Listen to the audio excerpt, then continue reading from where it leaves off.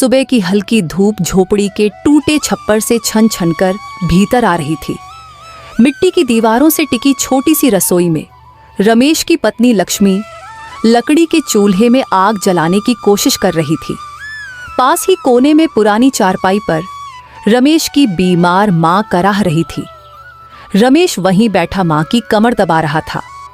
बेटा, अब तो लगता है मेरी सांसें भी बोझ बन गई हैं। ऐसी बात मत कर माँ, तू ठीक हो जाएगी। बस दवा मिल जाए तो सब ठीक हो जाएगा। रमेश जी, चूल्हे में बस थोड़ी सी लकड़ी बची है। दाल तो चढ़ा दी है, पर सब्जी नहीं है घर में। कोई बात नहीं लक्ष्मी, आज सेठ के यहाँ कुछ बचा खुचा मिल गया तो ले आऊंगा। तू माँ का ध्यान रखना, मैं निकलता हूँ। गांव की सबसे बड़ी हवेली में सेठ हरिदास बैठा नकली सोने के जेवरों को चमकाने वाला केमिकल चढ़ा रहा था। उसके सामने एक अलमारी में कई डिब्बियां थीं, जिनमें असली जैसा दिखने वाला नकली सोना भरा था। तभी रमेश हाथ में झोला लिए अंदर आया। अबे रमेश, कितनी देर कर दी? ये लो, साहूकार के घर ये डिब्बी लेकर जाओ और कह देना शुद्ध सोना है, सेठ जी की गारंटी है। समझा? सेठ जी, ये तो वही जेवर है ना जो पिछली बार आपने कहा था, इनमें तांबा मिला है? अबे ओ झोपड़ी में रहने वाले, बहुत सवाल करने लगा है तू। तेरी माँ का इलाज कौन कराएगा? तेरी बीवी को खाना कौन देगा? चुपचाप जो कहा है वही कर। रमेश की मुट्ठी भींच गई, पर आंखें नीची कर वह डिब्बी लेकर बाहर निकल गया। उसके भीतर कुछ टूट रहा था, कुछ खौल रहा था। गांव के चौपाल पर कुछ औरतें और आदमी इकट्ठा थे। चर्चा हो रही थी। रामू काका के बेटे की शादी थी, जो सिर्फ इसलिए टूट गई क्योंकि सेठ के दिए गहने नकली निकले। पर कोई सेठ के खिलाफ बोले भी तो कैसे? वो तो सरपंच से भी ऊंची पहुंच वाला है। एक दिन रमेश अपना काम खत्म करके घर की ओर जा रहा था। अरे बेटा, कोई मुझे पानी पिला दे। कोई है क्या यहाँ पर? कोई मेरी मदद कर दो। लगता है आसपास कोई घायल व्यक्ति पड़ा हुआ है, मुझे देखना चाहिए। इतनी करुणा आवाज किसकी है? रमेश देखता है कि वहां एक साधु घायल पड़े हुए हैं और उनके पैर से खून बह रहा है। रमेश ने साधु बाबा को उठाता है और कहता है, साधु महात्मा, आपको क्या हुआ है? आपके पैर से तो बहुत खून बह रहा है। आपको यह चोट कैसे लगी? इस बूढ़े साधु की मदद करो बेटा। अब मैं बूढ़ा हो गया हूँ, ठीक से चल नहीं पाता हूँ। यहां से गुजर रहा था, तभी एक पत्थर से टकरा गया और गिर गया। तभी से उठने की कोशिश कर रहा हूं, लेकिन उठ नहीं पा रहा हूं। ठीक है साधु महात्मा, मैं आपकी सहायता करता हूं। मैं पहले आपको थोड़ा सा पानी पिला देता हूं, फिर आपको अपने घर ले चलूंगा और जो भी मेरे पास रूखा सूखा भोजन है आपको अवश्य खिलाऊंगा। रमेश साधु महात्मा को पानी पिलाता है और फिर सहारा देकर उन्हें अपने घर की ओर ले जाता है। लक्ष्मी, घर में कुछ खाना है तो लाकर दे दो साधु बाबा को। जी, घर में तो सिर्फ 2 सूखी रोटी बची है, वह भी मैं आपके लिए रखी थी। कोई बात नहीं लक्ष्मी, वह 2 रोटी साधु महात्मा को दे दो। पर आप क्या खाएंगे जी? अरे लक्ष्मी, मेरी फिक्र छोड़ो, मैं तो पानी पीकर भी रह लूंगा, पर साधु महात्मा बूढ़े हो गए हैं, उन्हें भूख बर्दाश्त नहीं होगा। फिर लक्ष्मी ने साधु महात्मा को 2 सूखी रोटियां दे दी। बेटा, तुमने अपने हिस्से का खाना मुझे दे दिया और तुम भूखे ही रहोगे। तुम क्या करते हो बेटा? साधु महात्मा, मैं बहुत गरीब हूँ, एक सेठ के यहाँ नौकरी करता हूँ। उसमें थोड़ा बहुत जो कुछ भी मिल जाता है वही खिलाकर अपना परिवार का पेट भरता हूँ। चिंता मत कर बेटा, तेरा भाग्य अवश्य बदलेगा। तुम जैसे दयालु बच्चे जीवन में बहुत आगे बढ़ते हैं। साधु महात्मा ने अपनी झोली से एक चमकदार हीरा निकाला। वह चमकदार हीरा देखकर रमेश की आंखें चकाचौंध हो गई। ये देखो, इसे कोई साधारण हीरा मत समझना। ये देखने में बिल्कुल छोटा है, लेकिन ये बहुत काम का चीज है। इसे अपने पास रखो। साधु महात्मा, मैं भला इस हीरे का क्या करूंगा? मुझे तो बस अपने परिवार के लिए 2 वक्त की भोजन चाहिए, मैं उसमें ही प्रसन्न हूं। बेटा, इस हीरे को जमीन में दबा देना और देखना कुछ दिनों में हीरों से लदा हुआ एक सुंदर सा पेड़ उग जाएगा। फिर तुम इन हीरो का व्यापार भी कर सकते हो। क्या सचमुच महात्मा? ऐसा संभव है? मैं आज तक हीरे का पेड़ के बारे में नहीं सुना। बेटा, तुमने मुझे भोजन खिलाया, मेरी सहायता की, इसीलिए मैं तुम्हें आशीर्वाद के रूप में यह हीरे का नन्हा बीज देता हूं। निश्चय ही यह तुम्हारे बहुत काम आएंगी। मेरे पास तो जमीन ही नहीं है, मैं भला इस हीरे के बीज को कहां लगाऊंगा? अगर कहीं इधर उधर लगाया तो लोग इस पेड़ को नोच लेंगे। तभी रमेश को एक योजना सूझी। रमेश अगले दिन जब काम पर गया तब उसने सेठ से अपने मन की बात कही। सेठ जी, मुझे आपसे कुछ जरूरी बात करनी है, आप एक बार मेरी बात सुन लीजिए। देखो, अगर तुम मुझसे पैसे मांगने आए हो तो भूल जाओ, क्योंकि महीना खत्म होने से पहले मैं तुम्हें 1 रुपया नहीं दूंगा। सेठ जी, मैं आपसे पैसे मांगने नहीं आया हूं, मैं तो बस आपसे कुछ बात करना चाहता था। ठीक है, बताओ क्या बात है, लेकिन जल्दी करना, मुझे बहुत जरूरी काम है। चलो जल्दी जल्दी बताओ अपनी बात। रमेश सेठ जी को साधु की पूरी कहानी बताता है और उस हीरे के बीज के बारे में भी बताता है जो साधु ने उसे दिया था। सेठ जी, मेरे पास इतनी जमीन नहीं है कि मैं यह हीरे का बीज लगा सकूं, लेकिन अगर आप थोड़ी सी जमीन दे दें जहां पर मैं इस मिट्टी में दबा सकूं, तो इसका लाभ आपको भी अवश्य मिलेगा। अच्छा, क्या सचमुच तुम्हारे पास हीरे के बीज हैं? पहले मुझे दिखाओ, वह हीरे कहाँ हैं? कहीं तुम मुझे बेवकूफ तो नहीं बना रहे हो? रमेश हीरे निकालकर सेठ को दिखाता है। सेठ के मन में लालच भर जाता है। वह तुरंत रमेश से बहुत प्रेम से बातें करने लगता है। अच्छा ठीक है रमेश, तुम क्यों परेशान होते हो? तुम इतने समय से मेरे पास काम कर रहे हो, मैं अवश्य तुम्हें थोड़ी सी जमीन दे देता हूँ। सेठ ने आंगन की ओर इशारा किया और कहा, देखो, वह अच्छी जगह है, वहां पर तुम अपना हीरा लगा सकते हो। रमेश सेठ की बात सुनकर बहुत खुश होता है। वह जल्दी से सेठ के आंगन की तरफ जाता है और वहां पर मिट्टी खोदकर उसे तुरंत हीरे को दबा देता है। अब साधु महात्मा के कहे अनुसार जब हीरे का पेड़ बड़ा हो जाएगा, तब मैं इसका व्यापार करूंगा और इसका लाभ सेठ जी को भी मिलेगा। कुछ ही दिनों में वहां पर सुंदर हीरे का पेड़ लग जाता है। घना पेड़ और उसे पर लटके हुए हीरे देखकर सेठ और उसकी पत्नी दोनों बहुत आश्चर्यचकित होते हैं।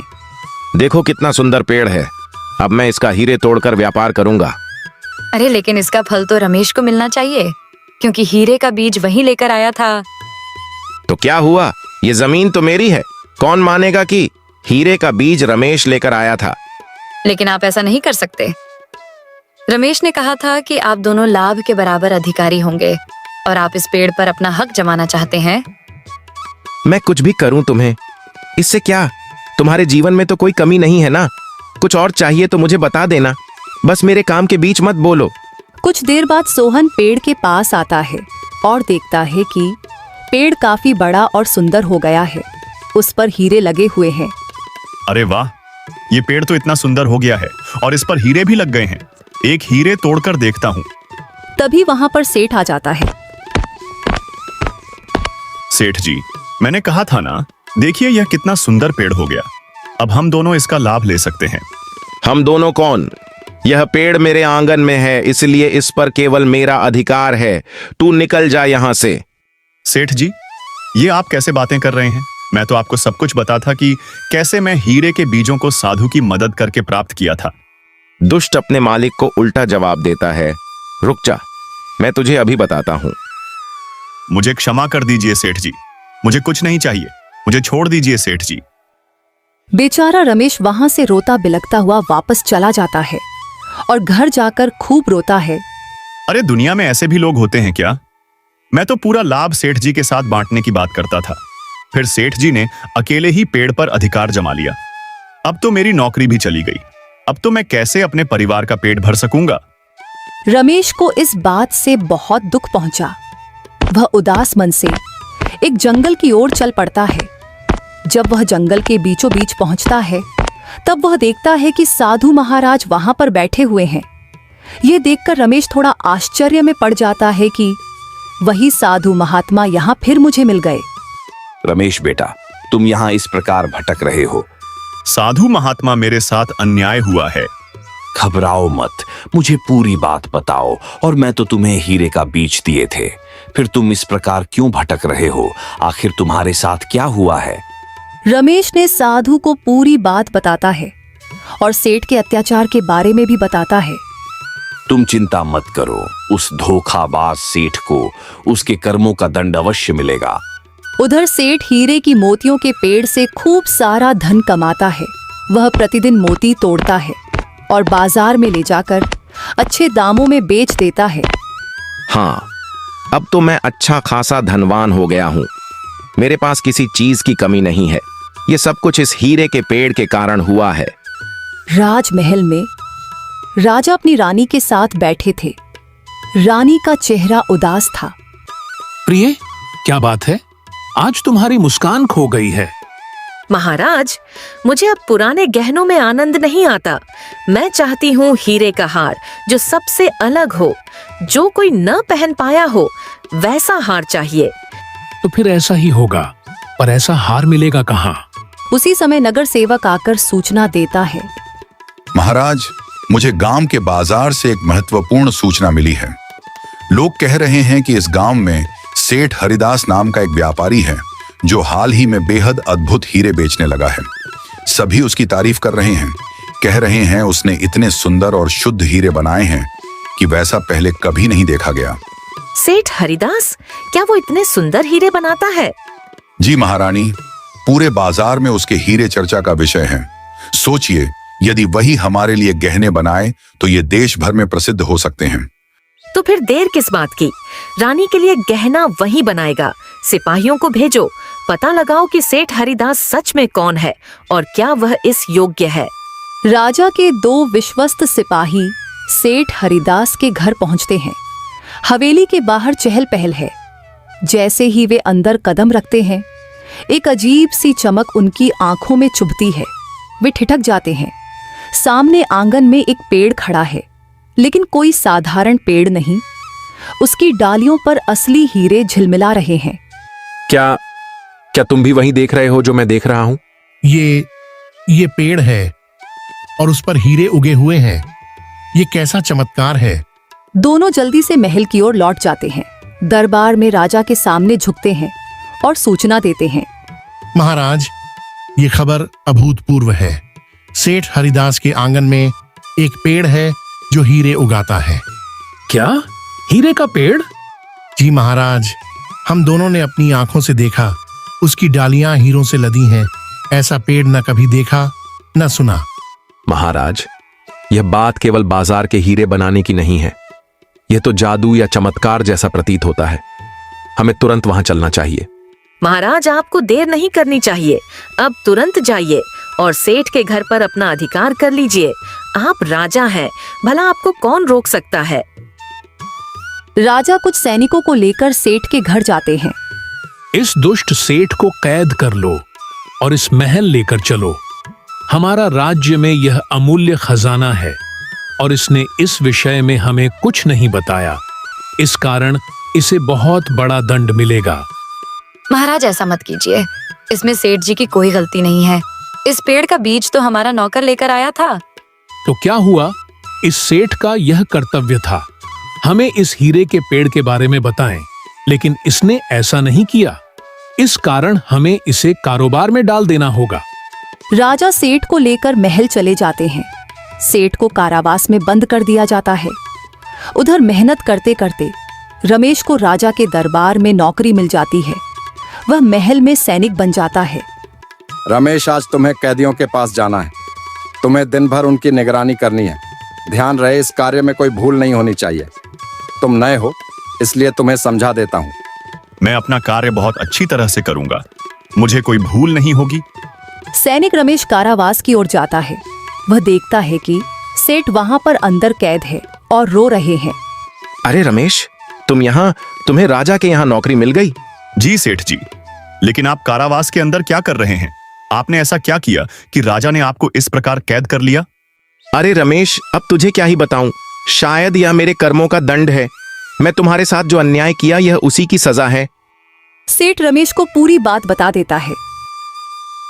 रमेश, अब मुझे तुम पर ही आशा है। तुम ही मुझे बचा सकते हो।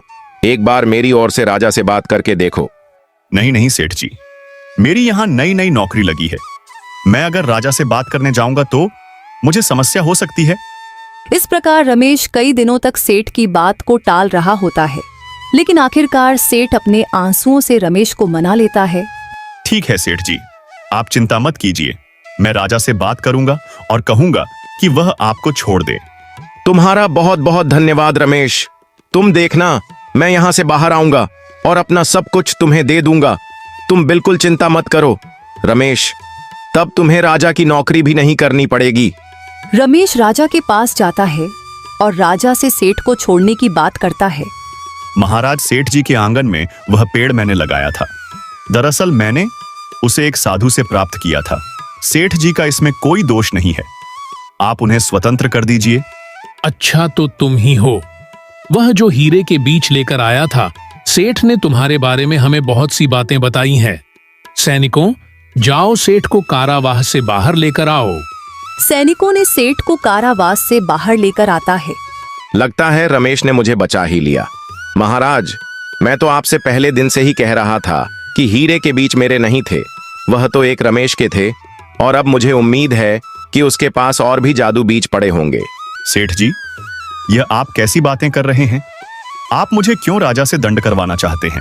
अरे चुप हो जा। तेरे जादू टोने के कारण न जाने मुझे निर्दोष को कितने दिनों तक कारावास की सजा मिली। अब तो तुझे राजा को ही जवाब देना होगा। क्या यह सेठ सच कह रहा है? क्या तुम्हारे पास और भी जादुई बीज हैं? जल्दी हमें बताओ। नहीं महाराज, यह सेठ मुझे फंसा रहा है। मेरे पास अन्य कोई वस्तु नहीं है। अगर होता तो मैं साधारण सैनिक की नौकरी क्यों करता? महाराज, यह आपको मूर्ख बना रहा है। आप इसे जेल में डाल दीजिए, कुछ दिनों तक वहां रहेगा। फिर इसके पास जितने भी जादुई वस्तु है, यह आपको सब कुछ दे देगा। यह आपने ठीक नहीं किया सेठ जी। आपने मुझे दोबारा धोखा दिया। आपको अपने कर्मों का दंड अवश्य मिलेगा। रमेश की बात सुनकर सेठ बहुत हंसता है। महाराज, आपकी आज्ञा हो तो मैं यहां से जाऊं। आप चिंता मत कीजिए। मैं प्रतिदिन आपके लिए बहुत सारे हीरे लेकर आऊंगा। बदले में मुझे आपसे कुछ नहीं चाहिए। यह अच्छी बात है, अब तुम जा सकते हो। लेकिन ध्यान रहे, उसे पेड़ पर जितने भी हीरे उगेंगे उसे पर हमारा अधिकार है। तुम प्रतिदिन सरे हीरे लेकर हमारे पास आओगे। जी महाराज। सेठ स्वतंत्र होकर अपने घर जाता है। तुम आ गए क्या? तुम्हारा दंड समाप्त हो गया? राजा ने तुम्हें कैसे छोड़ दिया? तो तुम क्या चाहती हो? मैं पूरा जीवन जेल में बिताऊं और तुम यहाँ मजे में रहो? कैसे बातें करते हो भला? किसी पत्नी को अच्छा लगेगा कि उसका पति जेल में है? सेठ राजा और रानी पर बहुत गुस्सा आता है। उसे अपना अपमान का बदला लेने की अब योजना बनाता है। दुष्ट राजा ने मुझे बहुत दिनों तक जेल में रखा है। उसने मेरा बहुत अपमान किया है। मैं उसे नहीं छोड़ूंगा। अपने अपमान का बदला मैं लेकर ही रहूंगा। सेठ ने उस हीरे के पेड़ के पास जाता है। राजा ने इस हीरे के पेड़ के कारण मेरा बहुत अपमान किया है। अब इन्हीं मोतियों के कारण राजा को बहुत कुछ सहना पड़ेगा। सेठ घर से निकलकर जंगल की ओर जाता है और एक तांत्रिक से मिलता है। मित्र, ऐसी योजना बनाओ कि राजा और रानी फिर कभी किसी का अपमान ना कर सके। मैंने बहुत समय अपना कारावास में बिताया है, केवल उस घमंडी रानी के कारण। तुम चिंता मत करो, तुम्हारा अपमान मेरा अपमान है। लेकिन एक समस्या है मित्र। बताओ क्या समस्या है?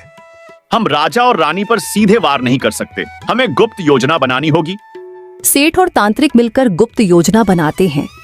तांत्रिक सेठ को एक लोटे में जल देता है। मित्र, तुम अपने अपमान का प्रतिशोध लेना चाहते हो तो तुम्हें यह बलिदान देना होगा, जैसा मैंने कहा। तुम बिल्कुल वैसा ही करना। सेठ तांत्रिक के दिए हुए जल को ले जाकर उसे हीरे वाले पेड़ में डाल देता है। अगले दिन राजा के सैनिक आते हैं।